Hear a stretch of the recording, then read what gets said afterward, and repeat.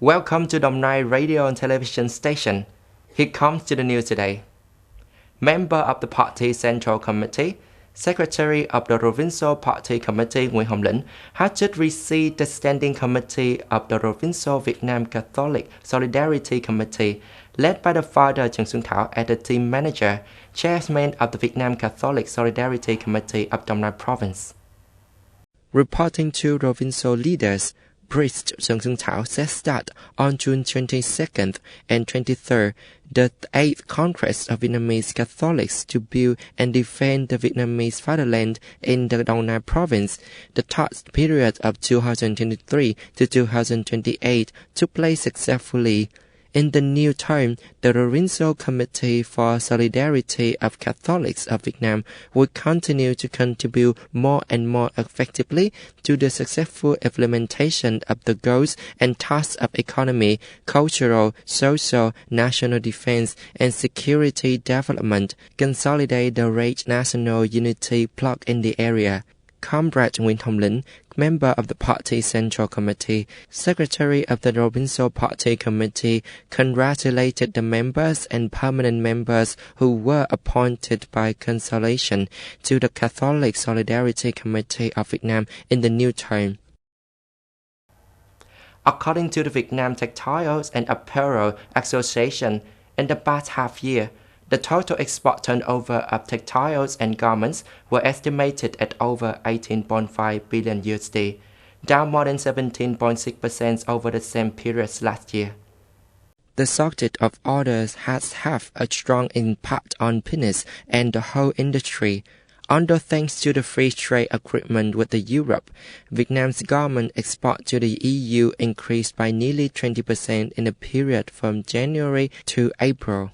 The development strategy of Vietnam's textile, garment and footwear industry from now to 2030 with a vision to 2035 has clearly stated export continues to be the main and important driving force for the development and growth of the textile and footwear industry, effectively take advantage of the opportunities from the free trade agreements that Vietnam has signed, diversify export markets and maximize the domestic market.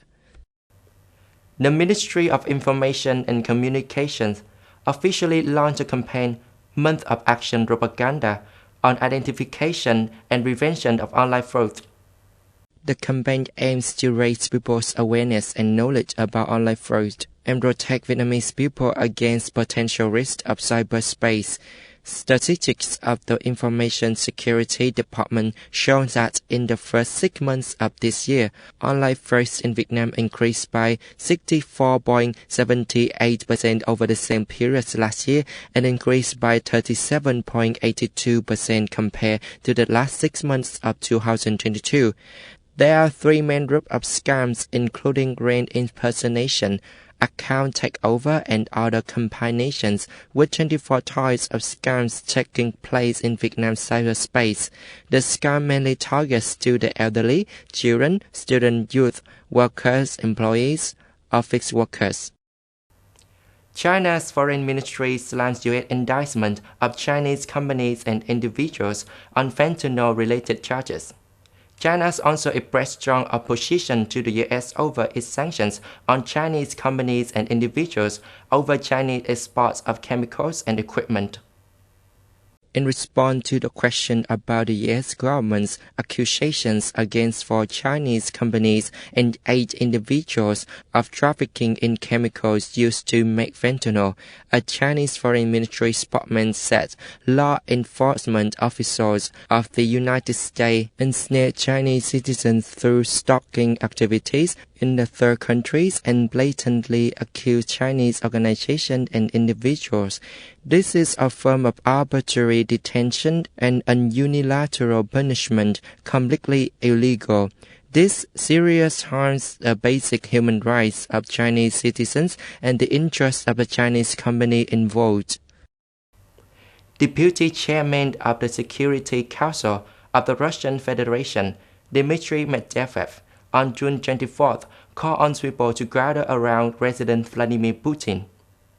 Mr. Medvedev wrote, Now the important thing is to defeat the external and internal enemies that are hungry to tear our motherland apart. To say our state is to rally around the resident, the supreme commander of the armed force of the country. Division and betrayal are the road to the tragedy, a total disaster.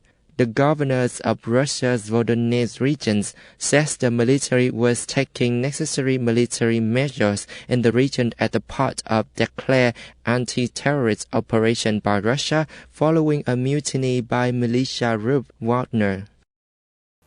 This is the end of our news today. Thanks for watching. Have a good time. Goodbye.